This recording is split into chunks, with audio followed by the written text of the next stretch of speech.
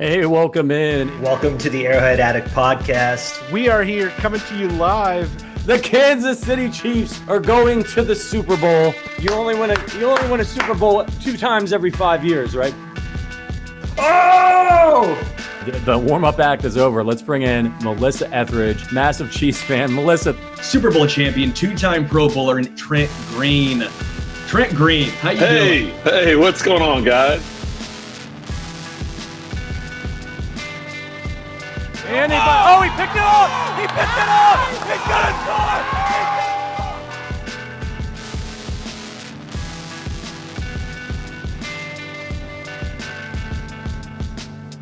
And we'll see you next week, but until then, as always, go Chiefs. Welcome. This is Wacky Wednesday on the Arrowhead Addict channel. I'm Adam Best here with producer Richard. Sterling Holmes is back with us too, just in time. You almost got replaced by Briscoe. I don't know if you heard. I miss one show, and I somehow will never hear the end of this. Come on. Yeah, we had a good time giving you some shit. Have you heard about this NFL Top 100 snub of all the Chiefs? Yeah, it's ridiculous. Really, Trent McDuffie, L'Jarius Sneed, who was a Chief last year, Creed Humphrey, Joe Thuney, not in the top 100. I understand you got to get players from every team on there, but if you look at PFF, no, you actually don't. If you look at PFF's top 50, they had 3 other Chiefs in the top 40. They had Joe Thuney at like 40, Trent McDuffie at 36, and then Creed Humphrey at 30. So the NFL players are way off. Obviously, I think NFL players know a lot about the game and know how to play. I think as analysts, though, they tend to lag and kind of maybe a little name droppy, like, 2 years from now, they'll still be naming Derrick Henry as a top 30 player or something like that. So it's just what it is. What's funny is, and maybe I'm wrong, but it does really feel like they use the name drop almost the same way that like people play fantasy football. Like, it is hilarious to me where, and again, I get it because they don't watch every single game, right? They don't watch every single game. Like, they watch a lot of Chiefs games, though. I guarantee you that. I know. But the point remains, they're not watching every single game. And a lot of them probably aren't always focused on what's going on in the trenches. Yeah, they know the name Joe Thuney, and when they go up against Joe Thuney, they're like, that guy's a stud. But a lot of times it's, hey, let me give my guy some love. Let me give my teammate some love. Who do I hate? You think Jamar Chase is showing some love to Kansas City and their players? Probably not. And the Chiefs get the best of every team. So I don't take too much away from this personally. That's the way I view it. Again, they don't watch every single game. They're not analysts. It's a lot of name drops. It's a lot of, oh, yeah, I know that guy. 3 Chiefs in the top 10, though. 3 Chiefs in the top 10. Obviously, you almost have to do that given the way they've played the last 2 years and that this back-to-back Super Bowl run is built around those 3 guys. But I really like that PFF list because I do honestly feel like Trent McDuffie, Creed Humphrey, and Joe Thuney are top 50 players. Actually, Joe Thuney might have been a little low. And Trent McDuffie, we've only seen 1 year. I kind of understand it. But still, probably the best slot defender in the league last year. Definitely in the conversation, right? I think he was first team All-Pro. So there you go. He was. And again, I like this from Lauren Shanks. Keep your flowers. Just give us the rings. Ooh. Absolutely love that. Perfectly said. Well, we've got an insightful show planned for you guys. We'll look at some potential obstacles for the Chiefs' three-peat quest. But first, a little bit of business. With big wireless providers, what you see isn't what you get. The price magically skyrockets somewhere in between the store and that first bill. But with Mint Mobile, you won't have to worry about that. When Mint Mobile says $15 a month, they mean it. To get this new customer offer and your new 3-month premium wireless plan for just $15 a month, go to mintmobile.com/arrowhead.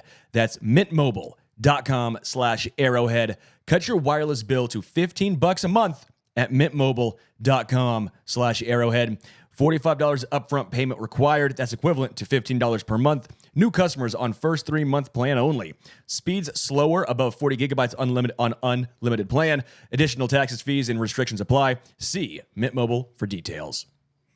Okay, so last week when you were gone, Briscoe and I used history to make an optimistic case for a three-peat. We went through every team that has won back-to-back Super Bowl championships and kind of tore that apart. And we found some patterns. They lost key members, like Vince Lombardi moved into the front office. Joe Montana got hurt in the NFC Championship. John Elway retired. There was one other thing that was, I forget, but like half the teams had some huge issue with their nucleus that kind of like knocked them out of contention. And we made the case that the Chiefs are the best positioned team to ever make a run at a three-peat. Honestly, because they kind of backed their way into this. And I know they have Patrick Mahomes, the best player of all time, but they were retooling 2 years ago when they won the first title of this run. They traded Tyreek Hill, arguably up there with Justin Jefferson and Devontae Adams and a few other guys, as the best receiver in the league, if not the best receiver in the league. So I figured this week we'll drink a little haterade and look at what could stop that quest, right? We're going to rank great. these. I appreciate it. I'm glad you don't have me on for the fun one. You have me on for the one where I can be a hater and get ripped on. Thanks. No, best. Appreciate that, man.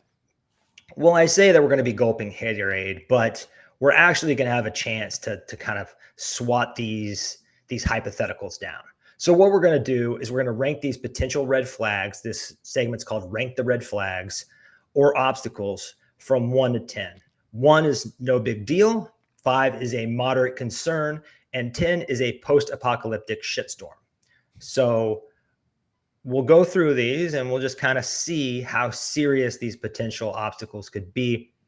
Let's start up with the running game. The Chiefs are putting too much on the shoulders of Isiah Pacheco. 7. Like I'm fairly worried about this. I think I don't know. I'm excited to hear what you have to say about this, because do I think this keeps the Chiefs from winning a Super Bowl? No, I don't. But am I worried about this, especially long term? Yeah. Isiah Pacheco and his physical running style, we saw him get injured before. If he gets injured, are we saying, yeah, man, Deneric Prince and Clyde, that's the way to go? I know Deneric Prince right now is running a lot with the ones. Like it's being split between him and Isiah with the ones in training camp. And you can view this two ways.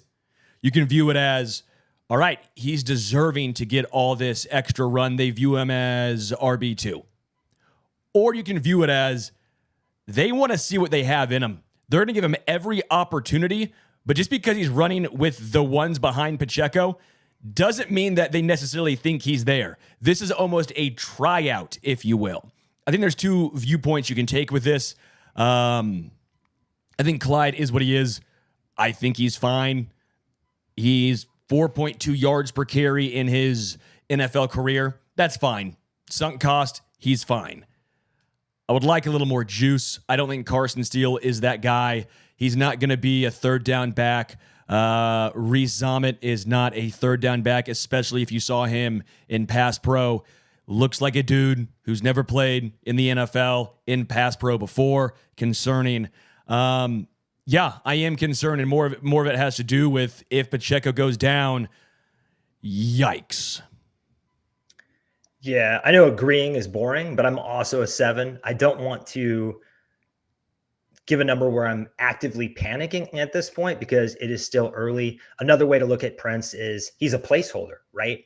He is a placeholder until cut day, or they can make a trade, or they can find a way to bring veterans in. There's a lot of movement with running backs around this time of year, especially right before the season. So I would not be surprised at all, especially on a team that in the past has brought in guys like Shady McCoy and Le'Veon Bell, if they do a similar thing this year. But if you look back at the playoffs, Isiah Pacheco, one of those games, he had 28 carries.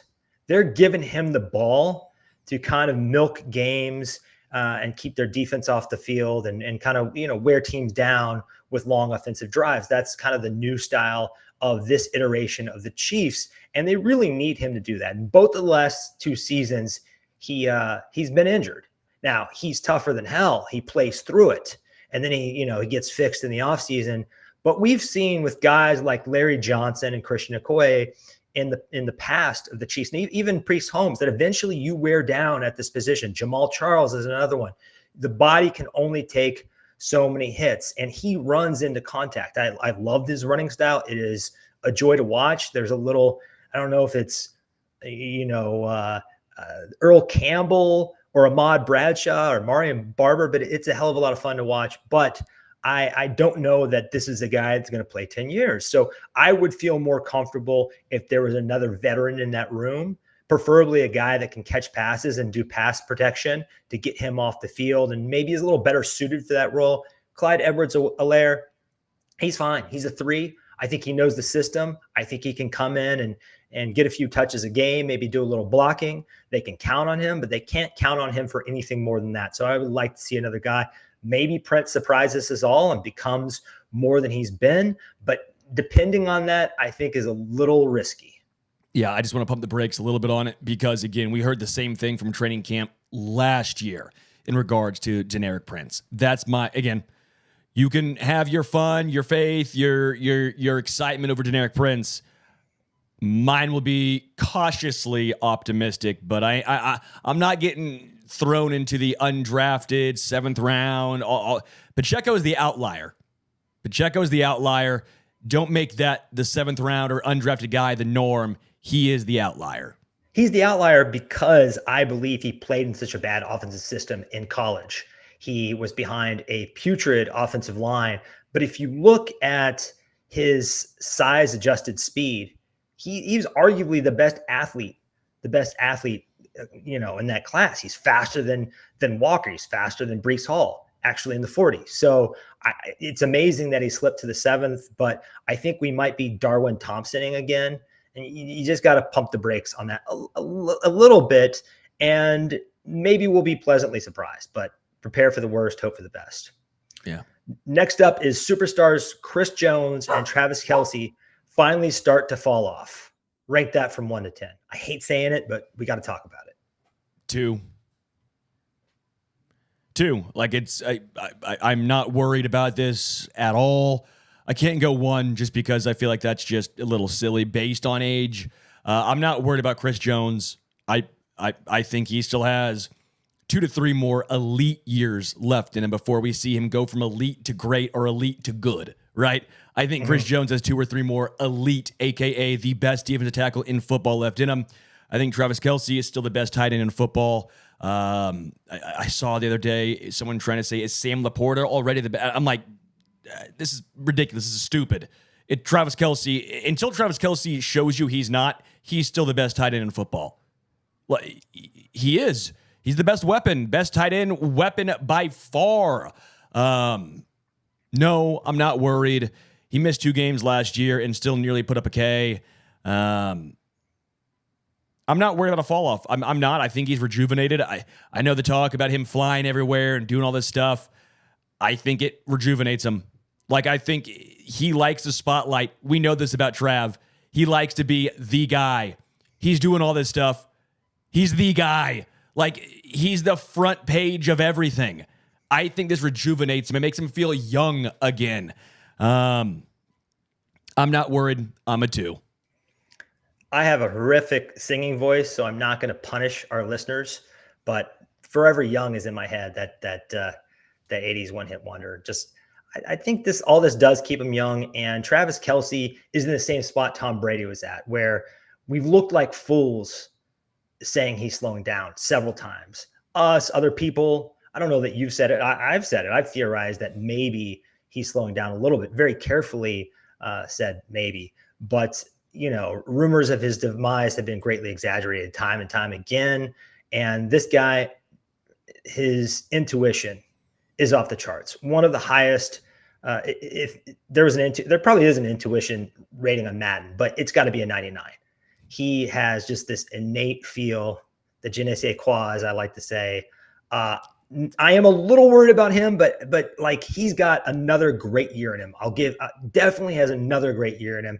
Chris Jones, sometimes around this age, defensive linemen do tend to fall off, but not the greats, not the Hall of Famers. They play more at a higher level, more into their kind of mid-30s usually. So, and we've seen zero signs. There hasn't even been, with Travis Kelce, there have been some stretches where he looked a little beat up. Or his stats slow down a little bit for a month or so. With Chris Jones, I've just never seen any proof that there has been any deterioration of his game. None whatsoever. So let's call it a 3.5. Dig it. Maybe on one of these we'll disagree, and hopefully it's this one. Jalen Watson and Joshua Williams are a huge drop-off from L'Jarius Sneed. Ooh, that's a good question. That's a really good one here, Best. I'll say 4. I'll go 4.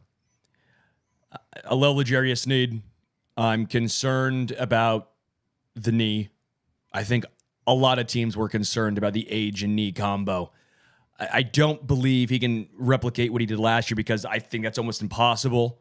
Like, I love Sneed, but last year was the high of the high. Like, if you look back and see what was his best year in the NFL, I think you're looking at last year. Trying to replicate that, I think, I'm not saying it's going to be bad, but I just think last year was the peak. I could be wrong, and he maybe has another level. We saw it with Travarius Ward going to San Fran. We did. Travarius Ward got even better the past couple of years. I'm really high on Joshua Williams. Very high on him. Jalen Watson today came off the PUP list. Great news. That's huge. Can start practicing shortly. And the Chiefs kind of need that because we heard Spagnuolo a week ago talk about, well, the CB battle is wide open between Williams, Watson, Kelvin Joseph, who I think everyone should keep their eye on, the veteran who was with Seattle. He's bounced around. A veteran, but still young. I think Kelvin Joseph's a name to watch out for, as well as Najee Johnson. But I still believe in Joshua Williams. I know PFF, your thoughts, my thoughts differ some. I'm going to use it because this helps my case here. So I'm going to use it. Williams graded out very nicely in PFF last year. Part of that might be sample size. In a full season as a starter, a lot more snaps, maybe he takes a dip. But I like Joshua Williams. I believe in him when he was drafted. I believe in him now. So I'm a 4. I don't think it's the same as L'Jarius Sneed, but I don't think it's going to be a situation that losing Sneed costs the Chiefs. Because as Phantom 1090 says, in Spags we trust. And also Dave Merritt. Yeah, read my mind. I was already thinking Dave Merritt. There's other stats as well. I'm trying to remember exactly what it was. It's something like yards surrendered per snap. He was very high among quarterbacks. Now, he didn't play a full complement of snaps, so you have to wonder if that with a full complement of snaps, if he can continue that high level of play. So I'm really not sure. Part of me wants to say an 8 here, but I think that would be disrespectful to Spags and Dave Merritt, even if I'm a little iffy on Watson and Williams. So I'm going to go with a 5 out of respect to them. I think 2 things can be true. Moving on from L'Jarius Sneed was the right thing to do. And also, he played at such a high level last year that there's just no way either Jalen Watson or Joshua Williams is going to step in their first year as a full-time starter and replicate that. I mean, this guy was shutting down Justin Jefferson, A.J. Brown. It was insane. These guys were getting frustrated because he was just locking them up. That was just an all-time heater that we'll be talking about for years and years and years. And, you know, we talk about this all the time. Cornerback is a roller coaster. So there's just no way that Sneed is probably going to play that well this year. And I am worried about the knee, but I think Spags will adjust and figure this defense out. So even if there is a significant drop-off here, I don't think it will affect the defense too much. Yeah. By the way, I see this question from KU says, how many tight ends will make this team? I've not done my 53 yet. We'll do that some week as we head up. Best says 3. I'm in between 3 and 4. Irv Smith has supposedly really shined at camp. I don't want to just say a number off the top of my head because I want to do a 53-man breakdown. And I don't want to lie to you, but it's 3 or 4. It's going to come down to Irv Smith, obviously. We'll do a show about that another time. I want to give that more thought.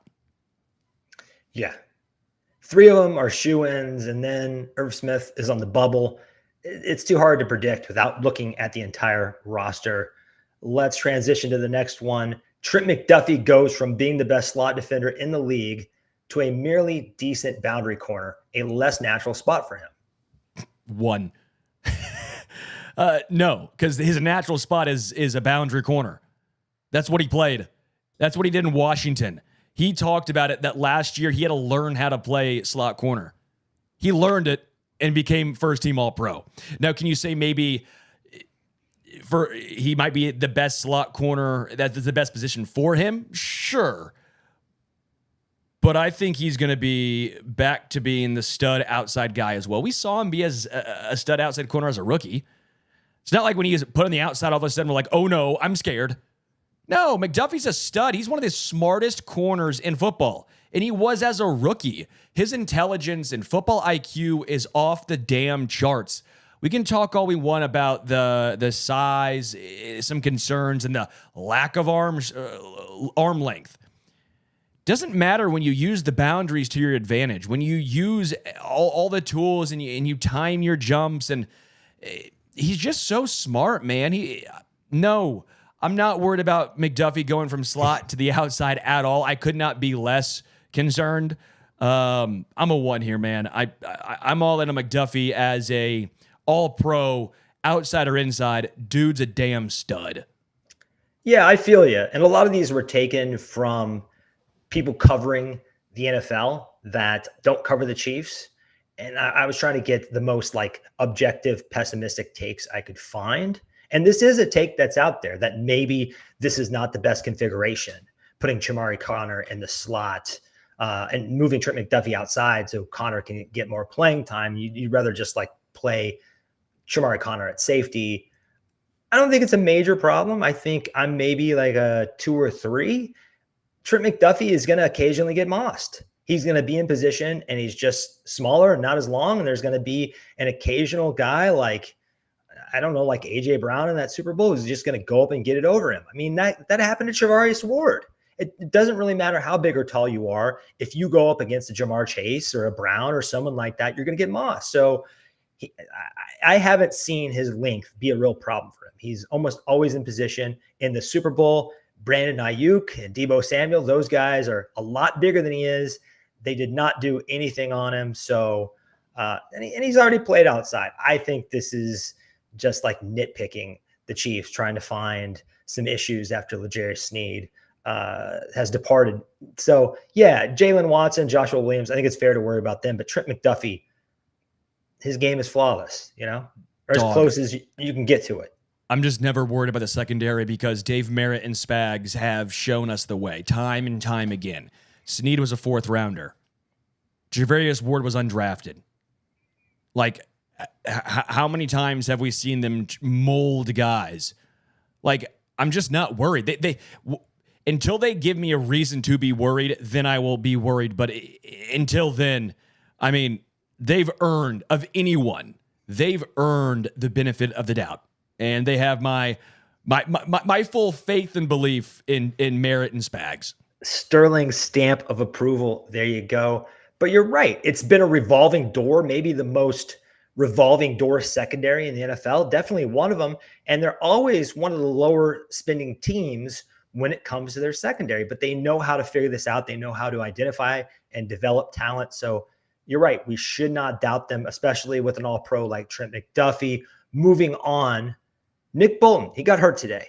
Very unfortunate. I don't know how bad it is. Have you heard anything this afternoon about that wrist? Yeah, Andy talked about it. Andy said that he got his left elbow in between 2 guys.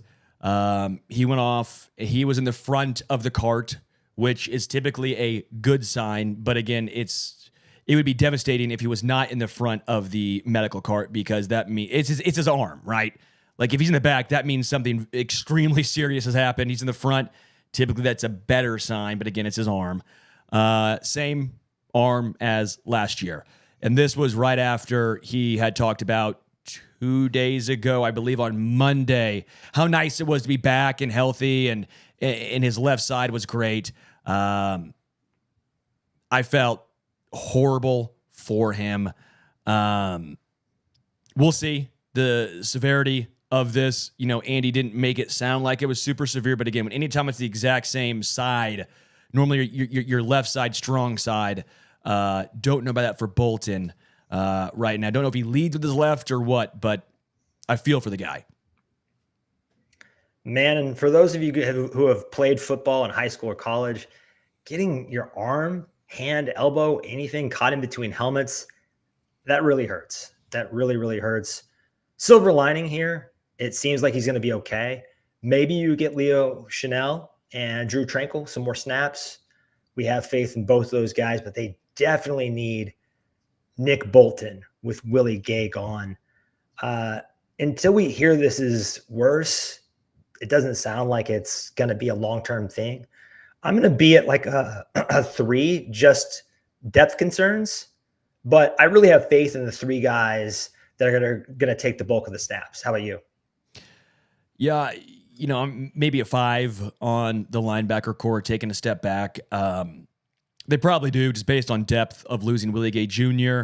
I would have been less concerned if this didn't happen to Bolton. Now, I will also point out, we're talking July 31st, right? He's got time. But I feel for him, and we saw how he played when he was injured. He tried. Now, I respect the hell out of Bolton, but it wasn't the same Nick Bolton we saw pre-injury. He had a cast on. He couldn't move. He couldn't catch the ball. It was frustrating for him. He talked about this. I like Leo Chenal. The athleticism is actually the same as Willie Gay Jr. Those guys athletically are both similar, right? The difference is Willie Gay Jr. was a coverage linebacker. Leo uses the athleticism more in the run game. I love Drew Tranquil, but if an injury happens, I'm nervous. Cam Jones, fun, don't know. Jack Conklin, fine, but not the same. It's not Willie Gay Jr. sitting back in the wings. I'd say I'm a 5 here. I don't think, again, it's a situation when the linebackers hurt the team, but I might be a little more concerned now, especially with the Bolton news, than I was prior to this. Totally fair. And now it's time for my favorite position, wide receiver. Last year, I would have been a 10. And I'm still worried. I'm probably like a 9. So looking at this group, Hollywood Brown and Xavier Worthy are maybe 2 samesies. Rashee Rice could have a suspension-induced sophomore slump. He misses 6 games or so. Maybe it's hard to get back in rhythm. And the others are still unreliable. We saw that today with Kadarius Toney, another guy that went on the injury cart. That was the least surprising news of the year for us. So Justin Watson's already banged up. What are you thinking here? I think I'm an 8. I think I'm an 8 because until I see this work, and we're kind of taking these in isolation. Do I think Patrick Mahomes can overcome this if it's an obstacle or red flag? Yes, probably. We've seen him do it 2 years in a row. I mean, obviously he can, but I'm hoping we have a much more ideal situation this year and it finally kind of gels. I'm a 3. I'm not very worried here. Because Hollywood Brown, yeah, it's his first year in the system, but he's moved around from Baltimore to Arizona and now here. So for that reason, I'm not necessarily super concerned about him picking up the Andy Reid system. I'm not worried about him learning how to play with a new quarterback. He's done this before. Xavier Worthy, rookie, sure, slightly concerned, but he stepped up as a freshman at Texas. That's big time. It didn't take him years to get ready, so I think he'll be ready relatively quickly, even in an Andy Reid-led system. I'm not super worried. Rashee Rice, suspension. Fine. It's probably 6 games, like at the most, right? I don't think we're all expecting him to be, even if it's this year, it might be 2025.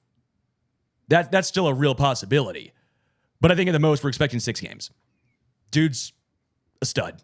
Like, Rashee Rice is a stud. He's a legitimate wide receiver 2 already, and he was that as a rookie. Stud. Justin Watson injury, okay, we'll see.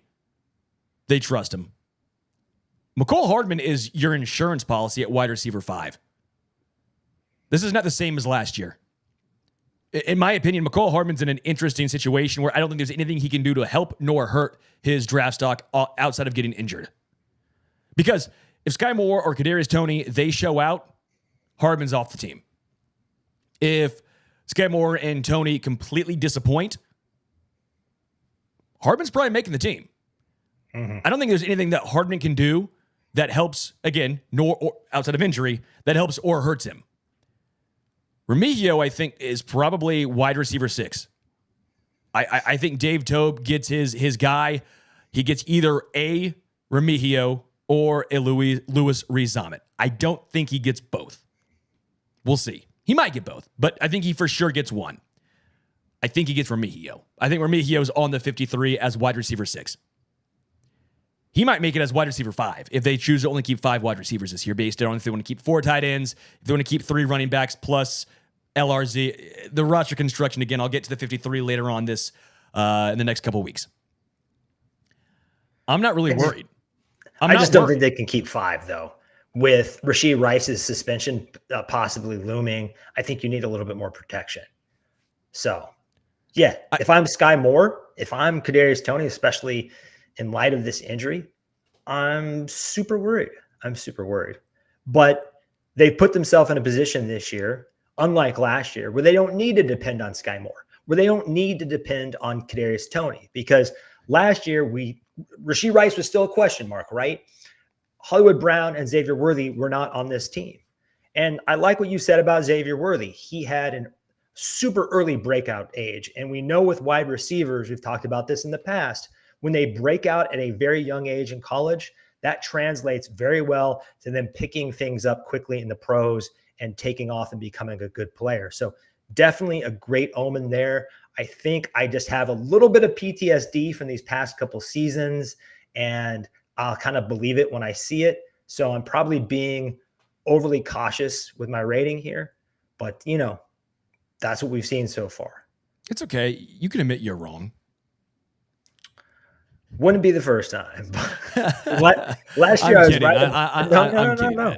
Last year I was right about a lot of things, but I was about as wrong as a human being can be about Sky Moore. And in our bets. One thing I was not wrong about, though, is I did lose the Charles Omenihu bet because his lost every bet with me. I'm sorry. We only had 2. We only had 2. His suspension was 6 Congratulations. games. You're the Broncos. I thought it was going to be, a 3 or 4 game suspension, not a 6-game suspension for Charles Omenihu. So, but let's talk about edge. Here's the scenario.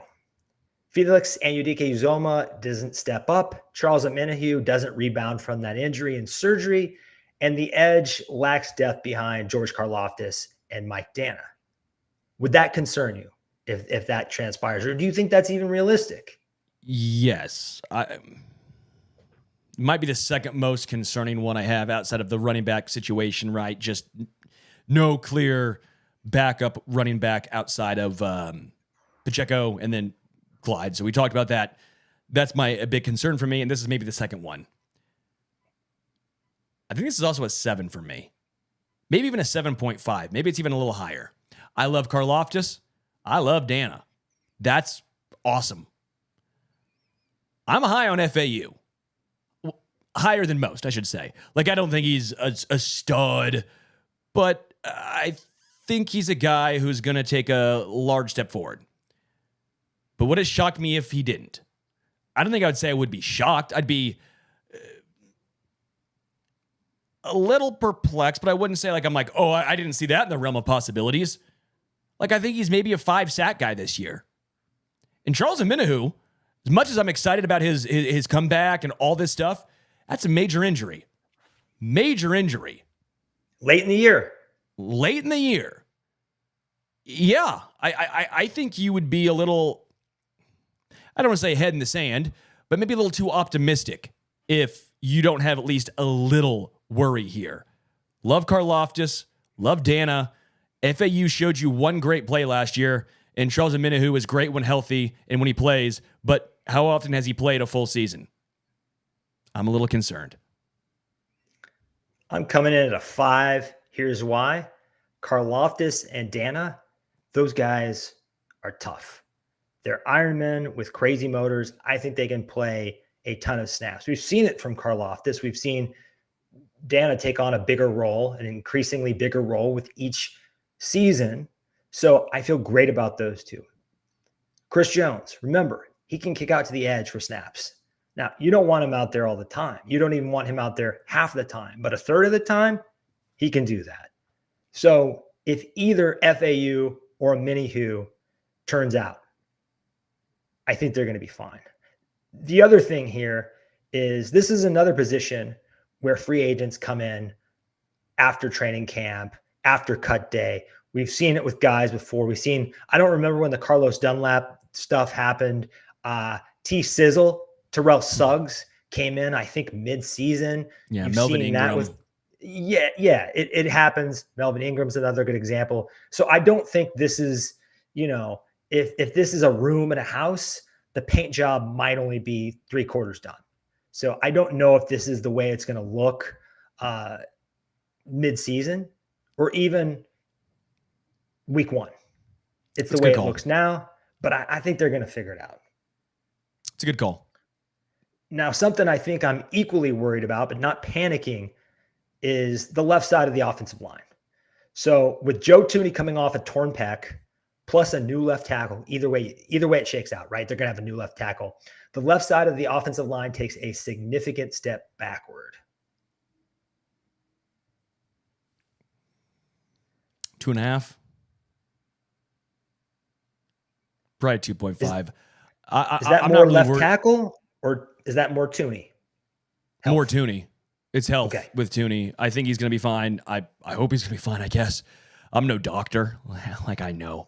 I know all about left pec major injuries. Yeah, I know all about that. No, like that's the only real concern. I don't think Wanye Morris or Sumatiia will be a drastic, noticeable difference worse than Donovan Smith last year. Donovan Smith was fine, but he wasn't some stud. He was fine. And if if things are so bad, they'll probably bring him back. Like, I'm really not worried here. It all comes down to Joe Thuney's pec injury. Kingsley's starting to get a lot more work with the ones, especially with pads, them being on. Wanye Morris gets a lot of work when the pads are off with the ones, which is a little interesting. But no, overall, I'm not worried with left tackle. I really am not. Joe Thuney with the pecs, my really only concern. Again, I'm not saying that Wanye or Kingsley is going to be a stud this year, but I think one of those guys will be serviceable this season.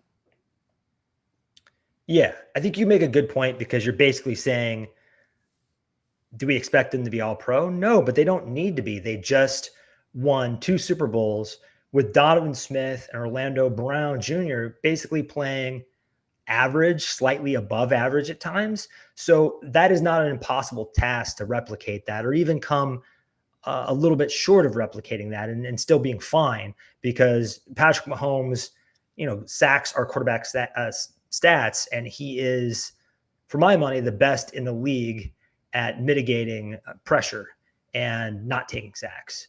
His pressure to sack rate since he came in the league is phenomenal. It's like Jared Goff or Tom Brady like. And when you think about that, this guy invites pressure and runs around like a crazy man and isn't just Kurt Warner unloading it in a couple of seconds, that's really impressive. So I think a lot of this can be mitigated by number 15. That's why you shouldn't worry about this. I do think the line could be a little bit worse than last year if these young Bucks struggle a little bit or Thuney is slightly diminished due to that pec. But Joe Thuney is my guy. I'm not going to bet against him. He's been the best pass blocking guard in the league. He's a tough son of a bitch. He's an Iron Man. He's played through a lot of pain. And Andy Reid said that this guy is chomping at the bit to get back out there. So I think he's going to be fine. That's surprising. I think the offensive line actually takes a step forward. As harsh as I've been on Jawan Taylor, contract related mostly, obviously, I think he cleans it up this year. I think he takes a step forward.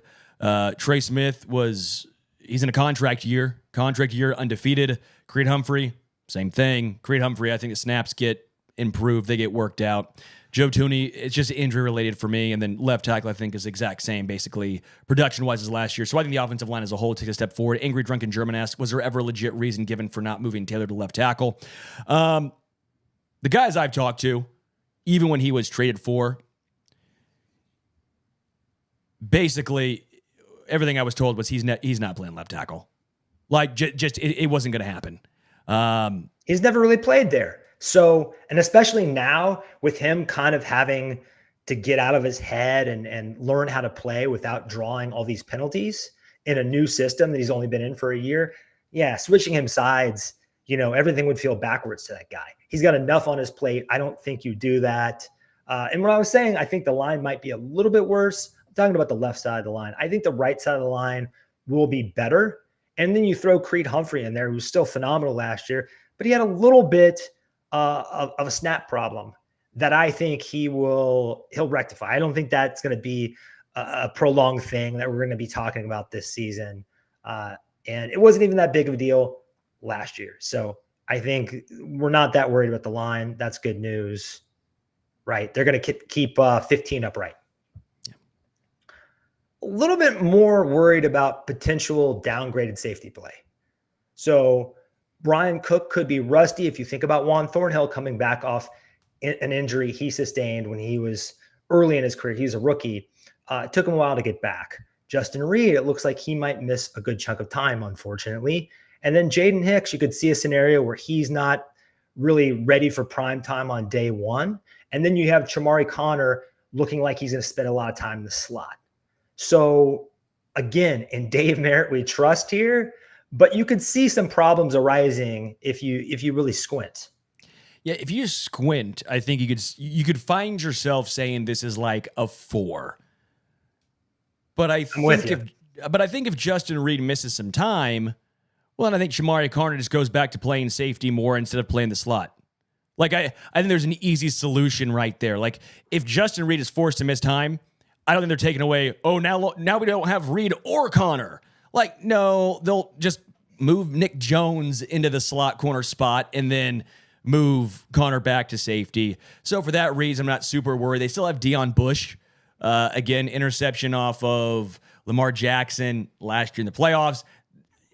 I don't think you want to count on Deion Bush and the loss of Mike Edwards going to the Bills, of course. It's not great because Mike Edwards was a really good addition. He brought something a little different than some of the rest of the safeties that are currently here in Kansas City. He's more of a coverage guy, not a box safety. I like that. Again, decent loss. What is a good chunk of time for Jay Reed? Don't know. Don't want to try and be a smart ass, but like I just don't know. There hasn't been a whole bunch of timeline given, so I don't want to lie to you. Again, I'm not a doctor. I try and stay away from speculation in that regard. Again, there's enough pieces. They'll figure it out. They're not going to be without Jay Reed and Chamari Connor in the safety spot. Am I worried about Brian Cook coming back from injury? To an extent, yeah, might be a little rusty, but I think they have enough pieces to get by. I heard Spags and McDuffie talking about Brian Cook yesterday, and they say the guy, he only has one speed, and that's 100 miles per hour. Sounds like he's doing pretty well. And the other thing here is you mentioned Nick Jones, but they could also move Trent McDuffie back into the slot and play Williams and Watson out on the boundaries and have Chamari Connor at safety. If they feel like that's the best configuration, I think they have enough bodies and the right coaching staff to figure this out with the flexibility that they're given, right? One injury isn't going to sink this secondary. There's too much talent there. The brain trust has done this too many times. So I'm with you, like 4 if I'm really pressing, but maybe even a 3.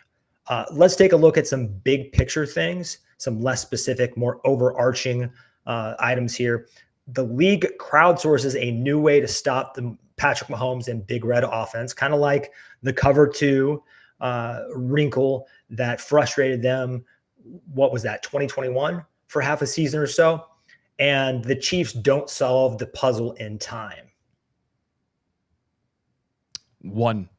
That's the lowest I can go is a 1. 1 out of 10. 1. I'm not worried. I'm not. They have too many versatile wide receivers, too many ways to get open, too many ways to scheme guys. They're not going to drop the ball like last year. I mean, like, it's just hilarious. You look at the rest of the NFL, they have to be pissed. The past 2 years, the Chiefs were reloading. They had their opportunities. The rest of the NFL missed it. Good luck. Good luck now. Rashee Rice, Travis Kelce, Hollywood Brown, Xavier Worthy, Justin Watson deep. I mean, 12 personnel, 13 personnel. Like, no, I'm sorry. I don't know what the NFL could possibly do. And maybe I'm being a little naive, but this seems like the most, I don't want to say most complete, because obviously Tyreek, and when he was here, he's just the best wide receiver we've seen. I just think the short, as Lauren Shanks, short, intermediate, deep plays, everything's on the table this year. They have just a plethora of weapons. 1. Yeah, and let's travel back to when the league did frustrate them. That was still relatively early in Patrick Mahomes' career, and I think he did become a little over-reliant on Tyreek Hill. And he had to kind of wean himself off his love of the deep ball and being I don't want to say an exclusively a big game hunter, but definitely a big play hunter. He liked those explosive plays, and really he's shown a tremendous amount of discipline to remake himself as a player. He's almost more like Drew Brees now, but a better tactical scrambler. And then he can still drop the big bomb if he absolutely needs to, like we saw with, say, McCole Hardman in the Super Bowl. He has that in his bag still, but he just doesn't dip into it very much because teams don't want to give him that. But I just don't think at this point of the Patrick Mahomes and Big Red, Andy Reid relationship, they have seen so much. They've weathered so much. They are, when it comes to like head coach quarterback algorithms that solve problems, we've never seen a better one than this. And I can't be higher than a 1 just because if this was Madden again, Reid and Veach basically put Mahomes on impossible mode with those receiving cores the last 2 years. And it didn't matter. He figured it out. He figured it out. So they're going to figure it out. They're going to figure it out. I have no doubt in my mind. This one, though. I'm so glad that we both agree. I'm sorry. My dog is ripping off absolute heaters underneath the desk right now by my feet. I mean, y'all, this is brutal. I'm sorry. These things are just wafting up. It's so hot in my house right now, too. I mean, my dog is just ripping them off. Sorry, we can move on. But if you saw my face and kind of, oh, dude, it was hilarious. Brutal. Chemical warfare. Why do things smell so much worse when it's hot? So I played football, for you guys that don't know, at Emporia State. And in August, Kansas gets very hot. It's flat. The wind is pretty gnarly. And on one end of this football field, you had a Dolly Madison bakery, and that smelled really good. But on the other side, you had a slaughterhouse. And when that slaughterhouse mixed in with Dolly Madison at the end of 2-a-days at 4:00 or whatever, when it's the hottest, and that got into your face mask, you wanted to vomit. I don't know. There's just something about bad smells when it's hot that get a little bit more nasty. And I thought our Kansas listeners would appreciate that. Yeah. Now you look like you're going to puke. You keep doing it. It's like 4 in a row. It's been the past 5 minutes. It lingers. You're just getting carpet bombed over there. Oh, dude, it's brutal. All right. Some quarterback, maybe Joe Burrow, Lamar Jackson, or CJ Stroud, goes on an insane heater with better weapons around them than Mahomes has. What does that question entail? Like, they win MVP, or they just have win a great MVP year, and they get really hot in the playoffs. They get hot at the right time. Oh, like an 8. Doesn't mean that they're going to win, but yeah, I would maybe even a 9. Like, one of those guys, Joe Burrow, Lamar, CJ Stroud, is going to go off this year. There's going to be a team. It could even be the Bills and Josh Allen. Like, I would be surprised. Or the Jets. I'd be surprised if it's Aaron Rodgers, but it's theoretically possible, right? Yeah, I mean, yeah, I if you told me Lamar won MVP again or Joe Burrow went off with Jamar, like, am I going to be surprised? No, I mean, look at CJ Stroud's weapons. They're insane. It's nuts. Doesn't mean they're going to beat the Chiefs, but like, if you told me CJ Stroud threw for 5K and 50 touchdowns, I'd be like, yeah, I believe that. Yeah, I'd believe it. Again, this question is not saying that they beat the Chiefs, but one of those guys going an insane heater and they have a ridiculous year. Yes. Yeah, I'm all in. 9. I expect one of those dudes to go for probably 5 and 50. The scary thing about Mahomes at this point is he really doesn't care about the statistics anymore, right? He just cares about winning. And I don't think I've ever seen a player in this particular sport, football, who has such a penchant for back-breaking plays at the worst time for the defense. The scrambling, just, I don't know. I think one of these guys can go on an insane heater again. We saw it last year with Lamar Jackson. I mean, Aaron Schatz came on this program, the creator of DVOA, and told us straight to our faces that the Ravens were one of the best teams in NFL history, and the Chiefs probably didn't have that great of a shot to win. And Patrick Mahomes just found a way at the right moments.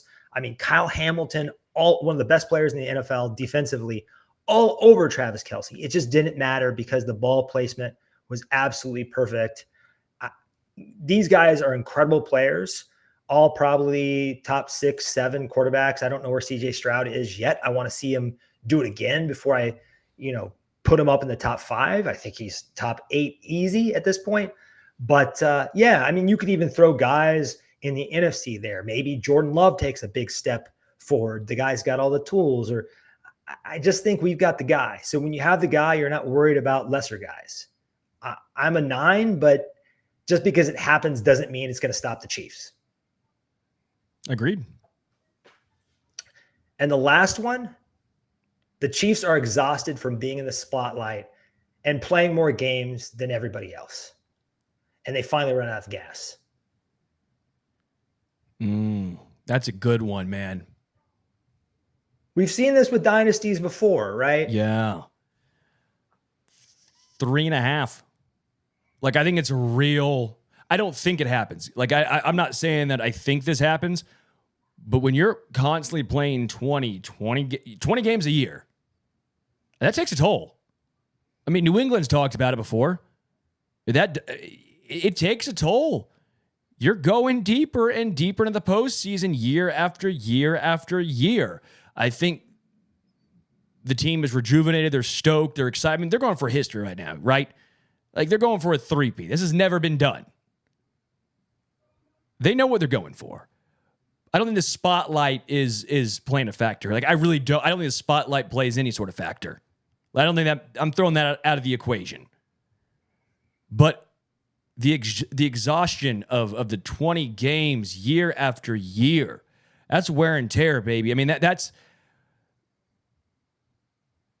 a lot. I don't think it happens, but if you told me that injuries piled up and it could be because of the wear and tear of a damn full extra season based on the past couple of years of playing football that late, yeah, I think it's a possibility.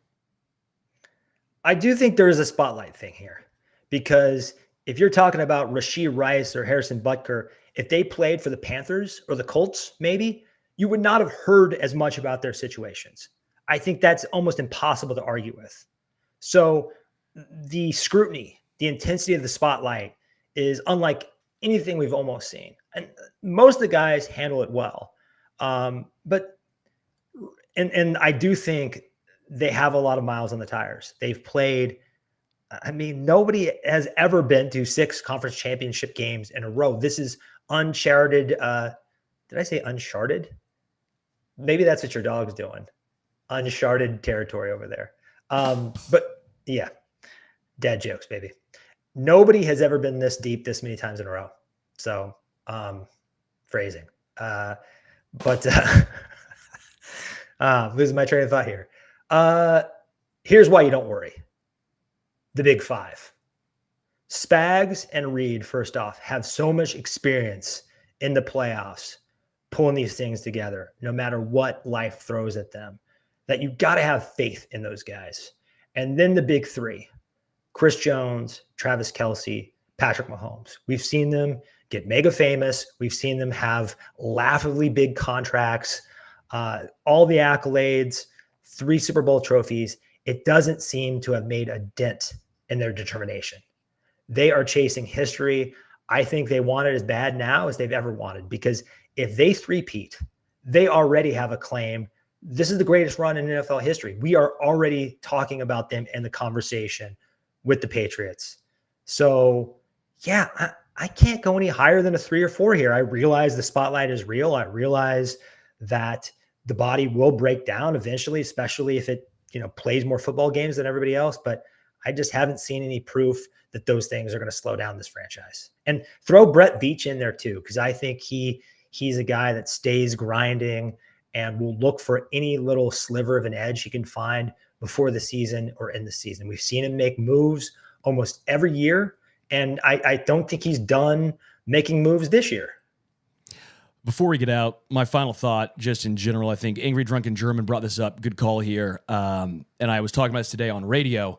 It says Chiefs in pretty good cap situation. If there's some stupid trade a team decides to make before the deadline, we could pull it off. But just talking about the cap really quickly, those $15 like things that circulate on Twitter, right? Where it's like you can have this, and then this, and this. There's 5 typically, right? $15 to spend. Most teams can do this where you have $5. You get 2 $5. You can have a 2, and a 1. That's typically how most teams are constructed, right? You look at the Eagles for the most part. You say it's Jalen Hurts and A.J. Brown. The Chiefs, Chris Jones and Mahomes, because again, tight end contracts just aren't the same as others. That's almost like a 2. Center contracts not the same. You look at, let's just go ahead and say, Jawan Taylor's a 3 though. But not really. It's still not the same. 20 mil isn't the same as the $40 million cap hits, the $30 million cap hits. It's a little different. I'm with you, but it's still not quite there. You look at I think it was the Browns. The Browns have, Deshaun Watson and Damari Cooper. I forget how it broke down. Obviously, Denzel Ward's high and Myles Garrett. But you look at the Dolphins. The Dolphins are screwed. The Dolphins next year, I think I looked it up. It was 43% of the cap is going to 3 players. Tua Tagovailoa, Jalen Waddle, Tyreek Hill. 43%, I think was the number I came up with, was going to 3 players. 43% of the cap. That's nearly. Is that with the projected spike? That was the breakdown I came up with. I think I did pretty good math there. I'm bad at math, but I think I did. That's all cap hit numbers. Well, they're going to have to restructure, and I think the Chiefs. But my point is, look at these teams who are trying to find ways, and what have they won? Then you look at the Chiefs. You look at what they've done, the retooling, and they still won the Lombardis. They're retooled. They're ready for the future. They're the best position to win now and going forward. The Dolphins said, we're screwed. We're giving Tua this money. We're going to lose Christian Wilkins. Our defense, which was bad beforehand, now just became 2 scoops of ass. The Chiefs, on the other hand, are saying, that's fine. We can't pay L'Jarius. We'll make it work in the secondary. You can't keep everyone. And the Chiefs know as well as anyone how to circumvent and go around and still find ways to win. And all this without a quarterback on a rookie deal. In fairness to these other teams, you definitely have a great point, but they're going up against the combination of a Mount Rushmore head coach and a Mount Rushmore quarterback with one of the best defensive tackles all time and arguably the best tight end of all time. This is a special team. I think Brett Veach does a good job with the cap. He is not going to put the team in a precarious situation in any year going forward where they have to do what the Bills are doing, where they're not only retooling, but they're basically taking their foot off the gas and saying, if we win this season, it's just going to be because of a Herculean effort from Josh Allen. But I think the Eagles, in another universe where there's no Patrick Mahomes, like I said last week, where Patrick Mahomes decides to play baseball, they win it. They're doing a great job with the cap. I think the mind meld between their general manager and their owner is incredible. They're doing a great job of spending about as much of it as a team can without getting totally crazy and reckless. But when you have a GM like Brett Veach, and he's doing, about as good of a job as anybody with this roster, good luck. I think the Eagles, if they had Doug Peterson over Nick Sirianni, would be in such a better position. I think Nick Sirianni is just not a good head coach. I'm sorry. I don't know why I'm apologizing. I just think he's bad. I think Doug Peterson's a much better head coach. They messed that up. I think Howie Roseman's one of maybe GM number 2 in the NFL behind Brett Veach. If you look at the roster, it's ridiculous. That roster is stacked offense and defense. I will say concerns in Philly if either AJ or Devontae Smith go down, because their wide receiver 3 is Paris Campbell. No, that's not a typo. It's Paris Campbell. A guy who might make the roster as the wide receiver room is John Ross. Yes, that same John Ross. The rest of that team is beyond stacked. Wide receiver, outside of wide receiver 1 and 2, it is a major question mark, but just wanted to throw that out there. I went through their roster today, actually, and it's insane.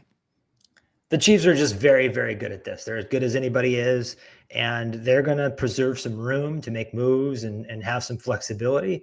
Like I said earlier, I don't think Brett Veach is done, and I think he's very motivated, like the stars, the nucleus of this franchise, are to get that three-peat and etch their name into the history books. Well, that's all we've got for you guys today. It's officially closing time. Props to our chat members. We appreciate you guys. Please subscribe to this podcast anywhere where you can find podcasts, Spotify, Apple, wherever, and also here on our YouTube channel. That way you never miss a show. Join us next Wednesday at 5 p.m. right here on the Arrowhead Addict channel. Until then, go Chiefs.